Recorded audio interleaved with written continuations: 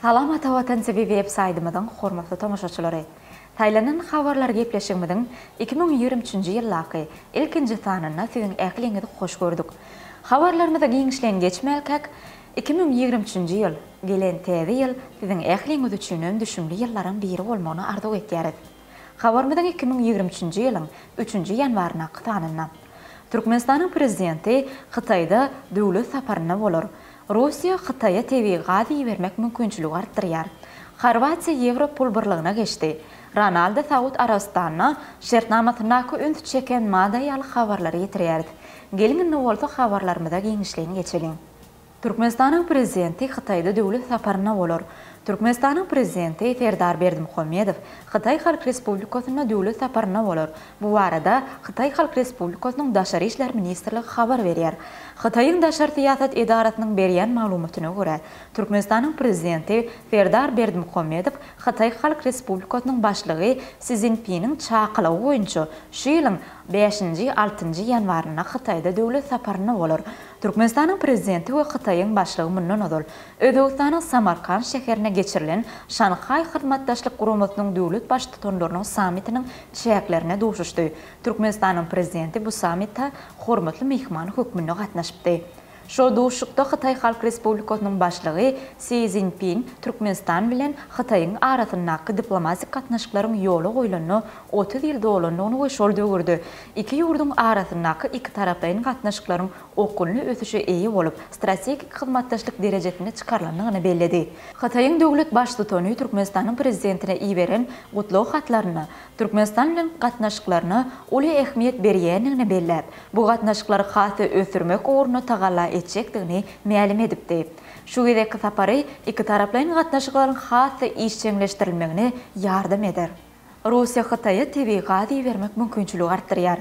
2022-nji ýylda Gazprom kompaniýasy Hytaýa iýerilýän ýanyş boýunça ýyllyk borçnamany artygy bilen ýerine ýetirdi. Hytaý Halk Respublikasyna eksport edilen TV gazyň ýyllyk möçürini artdyrmak ugruna tagalla etýär. Bu barada kompaniýanyň ýollaşyty Aleksey Miller belledi.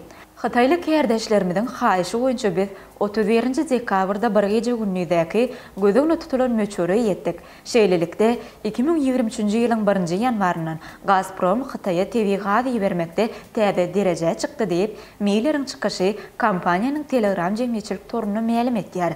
Russiya turgu geçirji arkaly Hytaýa TV gazy seberiň güýjü gazy geçirji arkaly Gazprom bilen CNPC kompaniýalarynyň arasynda gol çekilen uzak möhletliğin alym-satym şertnamasynyň esasyna amala aşyrylýar.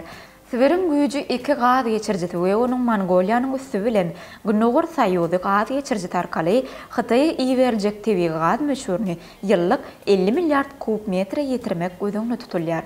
2022-nji ýylda Gazprom 412,6 milliard kub metr TV gazy önerdi. Onuň 100,9 milliard kub metri daşary ýurt bazarlaryna eksport edildi. Horwatiýa Ýewropa pul birligine geçdi. 2023-nji ýylyň 1-nji ýanwaryna Horwatiýa üçin täze döwür başlandy. Bu ýurt Schengen dolagyna goşulyp Ýewropa pul birligine geçdi. Şeýlelikde Horwatiýa Kuna milli pul birligi ýerine ýewro ulanmaga başlar. Ýewro komissiýasynyň başlygy Ursula von der Leyen Zagreb şäherine baryp bu arada geçirilen dawralara gatnaşdy. Horwat paýtagtynyň adamlary täze meýdança ýygnanyp bu bayramçylygy belledi. Ursula von der Leyen we Horwatiýanyň premier ministri Andrej Plenković bilen bilelikde dawralara tomuş etdi. Ýewropa komissiýasynyň başlygy Ursula von der Leyen mundan soňky Horwat nesilleriniň Schengen dolagyny ulaljakdygyny belläp, olaryň erkin syýahat edip, erkin söwda işlerini ýerine ýetirip biljekdigini ma'lum etdi. 1-nji ýanwardan Horwat raýatlary üçin pasport gödäwçiligi 58 nokatda ýatyryldy. Ronaldo Saud Arabistanyny şertnamasynaky öns çeken mada. Portugaliýanyň ýyllyda Cristiano Ronaldo Saud Arabistanynyň ýokary futbol ligasyna çykyş etýän Al-Nassr toporuny çykyş eder. Ol täze topor bilen şertnama baglaşmak hemde futbol jankoýerleri bilen tanışmak maksady bilen Saud Arabistanyna bardy. Ronaldo bu täze şertnamasy bilen iň köp hak tölenýän futbolçularyň biri bolar. Onuň şertnamasynyň möhleti 2025-nji ýyla çenli bolup 2,5 ýylda 500 million euro gazanar. Şeýle-de Ronaldo'nun bağlaşan şertnamasyny köpleri ünsü çeken mada hem bar. Bu madar Anadolu'nun Angliýanyň Newcastle toporuna geçip biljekdigini mälim etýär.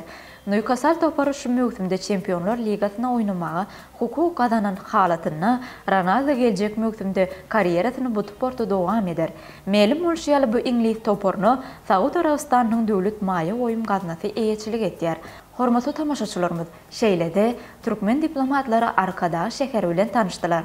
Braziliýada Lula da Silva prezident wezipetine girişdi.